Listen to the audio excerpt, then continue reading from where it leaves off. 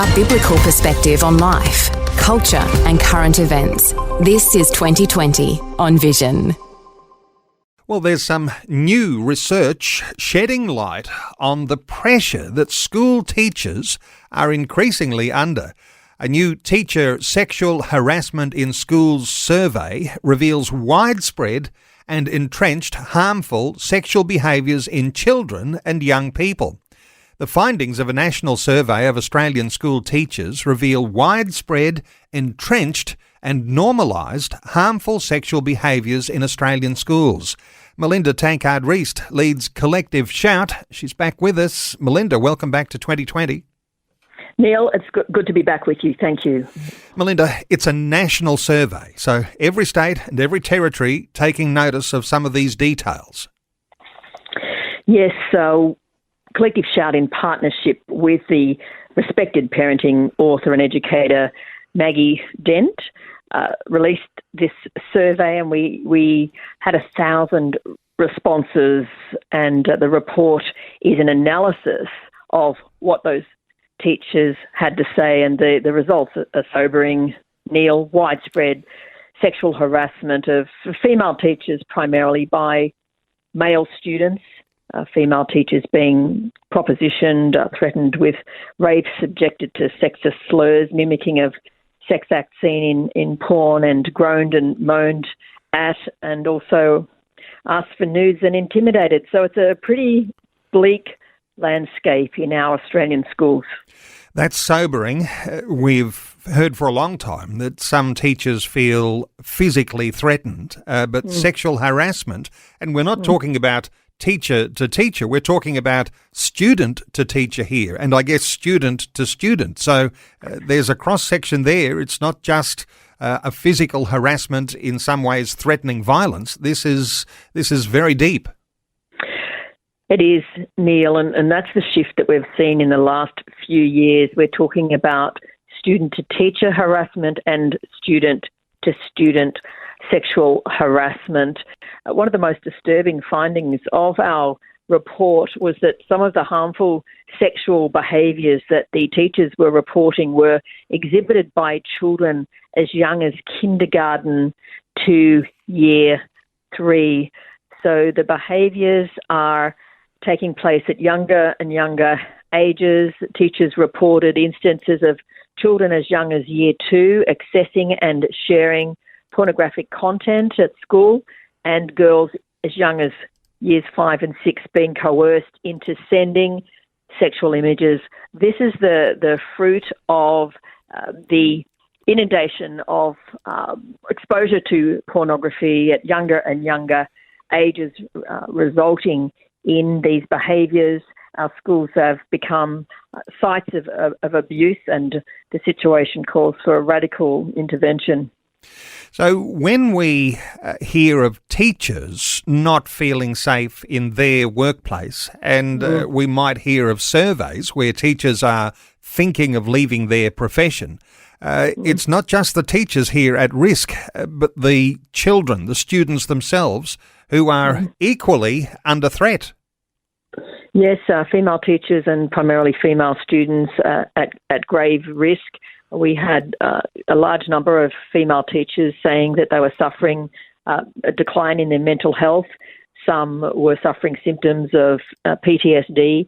Some had taken long-term leave. Some had decided to leave the profession altogether. So we are going to see a major teacher drain, particularly of female teachers who just did not sign up to be sexually harassed at school every day.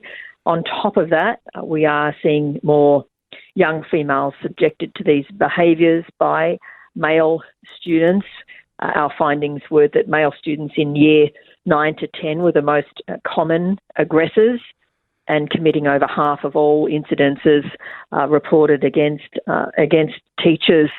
And so this is not safe. Schools are not safe environments. Schools have a legal duty of care to provide a safe educational environment and a safe workplace, of course, for teachers, and a safe educational environment for students. But that's not what is happening. And unfortunately, there's been too many excuses made and too much dismissing of the issue, and that's one of the reasons it's getting worse. And it's affirming some of the things we've been hearing, but this child-on-child sexual assault, the thought that there are adolescent victims and the disclosures that teachers are hearing, does that come through in the survey too, that there is an increase in the sorts of disclosures that are coming from the children or the students in schools coming to these teachers who are also facing their own threats?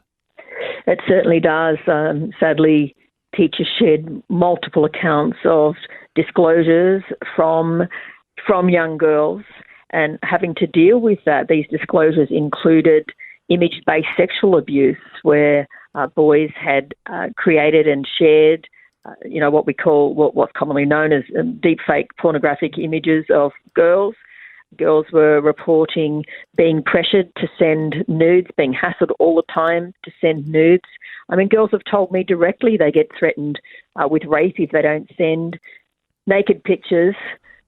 Girls shouldn't have to come to school and be subjected to these behaviours. They should be able to just learn and socialise with their friends, but they are subjected to sexual groaning noises, sexually suggestive gestures, sexual name calling. And, I can't prove this, but I have a strong suspicion that the routine sexual harassment of female students is contributing to school refusal and a rise of absenteeism, especially in girls, because schools are not safe places for them. It's draining and distressing for them and for the female teachers as well. Melinda, your SHOT report also contains some recommendations for addressing the issue in schools. Out of those recommendations, what is the outstanding one that you could highlight for us? Oh, gosh, it's hard to pick one. We have 6 recommendations. I think they're all of equal importance. We've called on school leaders and governing authorities to ensure that schools have effective policies and procedures in place to define and address sexual harassment. A lot of teachers said there wasn't clarity, there wasn't a proper understanding that these behaviours constituted sexual harassment and were therefore against the law. We also believe that schools should have student codes of conduct endorsed at the high level and signed by students and their parents. So it's really clear that there's a zero tolerance policy for sexual harassment of teachers and students. We've called for more education and training for staff and students so they have a clear understanding of sexual harassment and why it is against the law. We've also called for more therapeutic intervention, trauma-informed therapeutic responses for teachers and students subjected to these behaviours. We want to see more engagement of parents and guardians and the wider school community, and there needs to be more research carried out in this field as well. Is there a role for churches to be increasing or reevaluating what they do when they do have access to, say, youth ministries and family parenting programs and such things that so many churches do have? Is there a role here that churches need to reevaluate? Absolutely, Neil. In fact, many of these behaviours were reported in faith-based schools. Which is a fairly confronting reality, isn't it? I'd like to think that the faith-based schools were ahead of the curve here in saying, look, even if these practices weren't illegal and even if they didn't put schools at risk of legal action, surely they are against the ethos, the mission, the values of faith-based schools, of all that faith-based schools would stand for in terms of respect, the dignity of each individual, at the school. So I agree with you. This needs to be dealt with in all faith-based communities, and these behaviours wouldn't just be limited to school; they would be flowing out to the church community, to the youth group as well. So it needs to be made really clear what expectations are, and proper expectations around behaviours and respectful behaviours in particular. Melinda, does your report differentiate between faith-based schools and those state schools? Does the detail of your survey drill down to which of those are actually producing some higher level challenges? Not really. We didn't ask teachers to... we asked teachers to report what they felt they wanted to share with us. So we haven't done a sort of precise analysis of every school and what is happening at every school, but we can say that the data is representative of a public, private, independent and faith-based schools.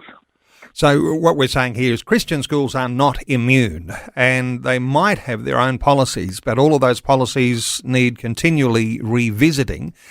Let me ask you too about home responsibility. You mentioned that there would be, parents and their student children doing, signing some sort of code of conduct.